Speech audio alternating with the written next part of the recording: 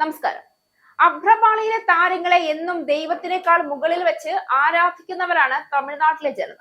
അവരുടെ ആരാധനയുടെ തിളക്കത്തിൽ പല ചലച്ചിത്ര താരങ്ങളും രാഷ്ട്രീയത്തിലേക്ക് കടന്നു വന്നിട്ടുണ്ട്. എന്നാൽ അതിനെയൊക്കെ കവച്ചുവെക്കുന്ന തരത്തിൽ ഒരു നീക്കമാണ് വിജയ് കഴിഞ്ഞ ദിവസം നടത്തിയിരിക്കുന്നത്. വെറും ശൈശവാവസ്ഥയിലുള്ള ഒരു പാർട്ടി തമിഴ്നാട് സംസ്ഥാനത്തിന്റെ രാഷ്ട്രീയത്തിൽ വേരൂന്നി വളർന്ന പാർട്ടി നേതൃത്വങ്ങളെ ആകെ പിടിച്ചുലുക്കിക്കൊണ്ട് ചുരുങ്ങിയ 2 വർഷം കൊണ്ട് പടർന്നു പന്തലിച്ചത് അമ്പരപ്പോടെയാണ് ഇന്ത്യ മുഴുവൻ നോക്കിക്കണ്ടത്. തമിഴ്നാട് രാഷ്ട്രീയത്തിൽ പുതിയ മാറ്റങ്ങളുടെ സൂചനകൾ ശക്തമാകുന്നുവെന്ന സാഹചര്യത്തിലാണ് വിജയ് എന്ന പേര് കൂടുതൽ ശ്രദ്ധ നേടുന്നത്. വർഷങ്ങളായി സിനിമയിലൂടെ വലിയ ജനപിന്തുണ നേടിയ വ്യക്തി ഇപ്പോൾ രാഷ്ട്രീയത്തിലേക്ക് കടന്നതോടെ അതൊരു സാധാരണ എൻട്രി അല്ല, മറിച്ച് ഒരു പുതിയ രാഷ്ട്രീയ സാധ്യതയായി വിലയിരുത്തപ്പെടുകയാണ്.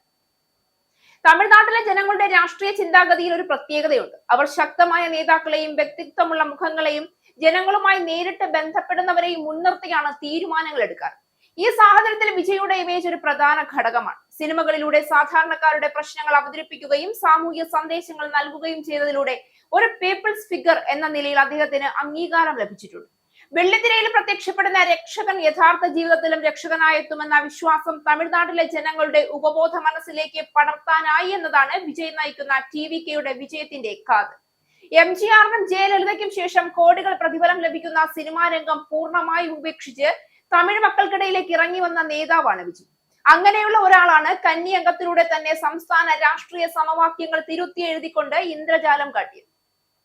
MGRനെയും ജയലളിതയെയും പോലെ സൂപ്പർ താരങ്ങൾ ജനനായകന്മാരായ ചരിത്രമുള്ള മണ്ണിലേക്ക് തന്നെയാണ് തന്റെ മുൻഗാമികളെ പോലും വെല്ലുന്ന രീതിയിൽ അനായാസ വിജയം നേടി വിജയ് എത്തിയിരിക്കുന്നത്.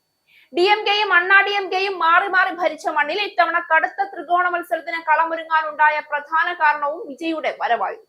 ഒരു സുപ്രഭാതത്തിൽ രാഷ്ട്രീയത്തിൽ ഇറങ്ങിയതല്ല വിജയ്. അതിനു പിന്നിൽ കാലങ്ങളായുള്ള കൃത്യമായ ആസൂത്രണമുണ്ടായിരുന്നു. വിജയ് മക്കൾ ഇയക്കം എന്ന തന്റെ ആരാധക സംഘടനയിലെ ആൾക്കൂട്ടം ഭാവിയിൽ വോട്ടായി മാറുമെന്ന ദീർഘവീക്ഷണം, അതാണ് രാഷ്ട്രീയത്തിലേക്കുള്ള വരവിന് ഊർജം പകർന്നത്. ആരാധക സംഘടന 2024 ഫെബ്രുവരി 2-ന് TVK എന്ന പാർട്ടിയായി വളർന്നു.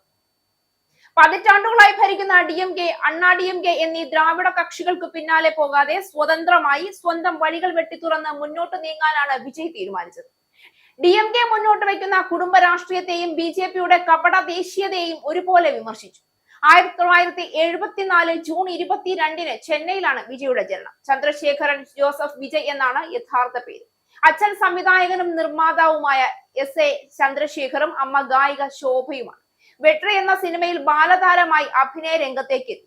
1992-ൽ അച്ഛൻ നിർമ്മിച്ച നാളെയ തീർപ്പ് എന്ന ചിത്രത്തിലൂടെ നായകനായി. ചിത്രം പരാജയപ്പെട്ടുവെങ്കിലും തുടർന്നുള്ള 3 പതിറ്റാണ്ടുകളിൽ ഏകദേശം 70 ചിത്രങ്ങളിലൂടെ സൂപ്പർ സ്റ്റാറായി വളർന്നു. ഇതോടെ ആരാധകരുടെ സ്വന്തം ഇളയ ദളപതിയായി വിജയ് മാറി. ചെന്നൈയിലെ ലയോള കോളേജിൽ നിന്ന് വിഷ്വൽ കമ്മ്യൂണിക്കേഷൻ ബിരുദ പഠനം പൂർത്തിയാക്കിയ വിജയ്ക്ക് 1990കളുടെ അവസാനം വരെ റൊമാന്റിക് ഹീറോ പരിവേഷമായിരുന്നു. തുടർന്ന് പോരാട്ട വീര്യമുള്ള കഥാപാത്രങ്ങളിൽ ശ്രദ്ധയൂന്നി. 2012-ന് ശേഷം സാമൂഹിക നീതിയിൽ വേരൂന്നിയ രക്ഷകൻ കഥാപാത്രങ്ങളിലൂടെ പ്രതിച്ഛായ മാറ്റിയെടുത്തു. കരൂരിൽ TVK റാലിയിൽ പങ്കെടുക്കാൻ വിജയ് എത്തിയപ്പോൾ തിക്കിലും തിരക്കിലും പെട്ട് 40-ലധികം പേർ മരിച്ചു. സംഭവം വിജയ്ക്കെതിരെ ചോദ്യങ്ങൾ ഉയർത്തി. പക്ഷേ അതിനെയൊക്കെ അതിജീവിക്കാൻ വിജയ്ക്ക് സാധിച്ചു. തമിഴ്നാട് നിയമസഭാ തിരഞ്ഞെടുപ്പിൽ ഏറ്റവും വലിയ ഒറ്റകക്ഷിയായ TVK മന്ത്രിസഭാ രൂപീകരണത്തിനുള്ള രാഷ്ട്രീയ നീക്കങ്ങൾ തുടങ്ങിക്കഴിഞ്ഞു. ജയിച്ച TVK സ്ഥാനാർത്ഥികളോട് മഹാബലിപുരത്തെ റിസോർട്ടിലേക്ക് മാറാൻ പാർട്ടി അധ്യക്ഷൻ വിജയ് നിർദ്ദേശിച്ചിട്ടുണ്ട്. ചൊവ്വാഴ്ച പാർട്ടി നിയമസഭാ കക്ഷി യോഗം വിജയിയെ നേതാവായി തിരഞ്ഞെടുക്കും. TVKയുമായി ചേരാൻ നേരത്തെ തന്നെ ശ്രമം നടത്തിയിരുന്ന സംസ്ഥാന കോൺഗ്രസ് നേതൃത്വം സഖ്യത്തിന് അനുമതി തേടി പാർട്ടി ദേശീയ അധ്യക്ഷൻ മല്ലികാർജുൻ ഖർഗെയ്ക്കും ലോക്സഭാ പ്രതിപക്ഷ നേതാവ് രാഹുൽ ഗാന്ധിക്കും കത്തയച്ചതായും റിപ്പോർട്ടുകളുണ്ട്.